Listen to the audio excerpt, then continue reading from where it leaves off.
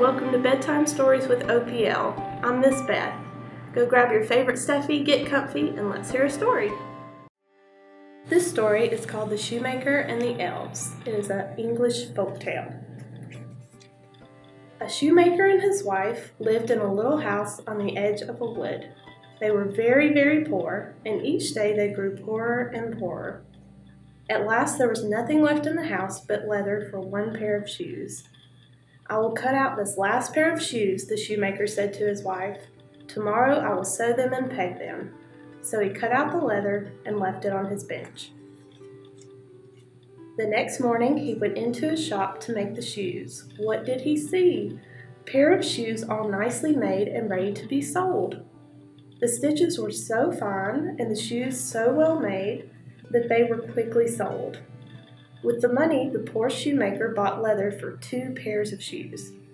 Then he said to his wife, "I will cut out the leather for 2 pairs of shoes, and tomorrow I will sew them and peg them." So he cut out the leather for the shoes and left it on his bench. The next morning, when he went into his shop to make the shoes, what did he find? Yes, there were 2 pairs of shoes already made. The work was so well done that those shoes were also sold very quickly. With the money, the poor shoemaker bought enough leather for 4 pairs of shoes. Those he also cut and left upon his bench. The next morning he found 4 pairs of beautiful shoes, all well made. So it went on and on. Instead of being a very poor shoemaker, he became a very rich shoemaker. His shoes were so well made that even the queen herself wore them. At last the shoemaker said to his wife, "We must find out who makes the shoes." So one bright moonlit night they hid behind a curtain where they could watch the bench and not be seen. Just on the stroke of midnight, 2 little elves jumped through the window. They went skipping and dancing up to the bench. Sitting cross-legged, they took up the leather and began to work. How their needles flew back and forth, back and forth. How their little hammers beat rat-a-tap-tap, rat-a-tap-tap.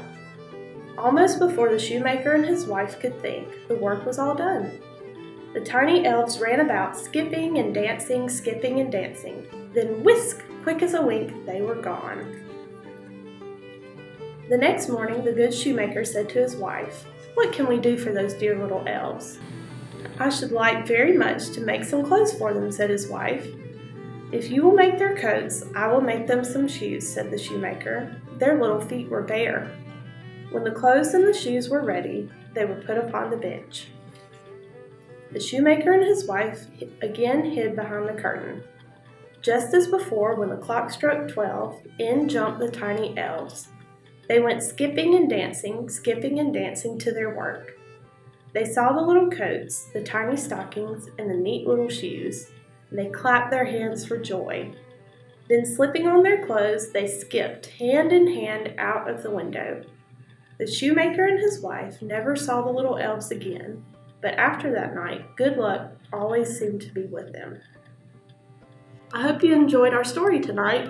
We have lots of great stories just like it at the library, so come see where your imagination can take you. Sweet dreams!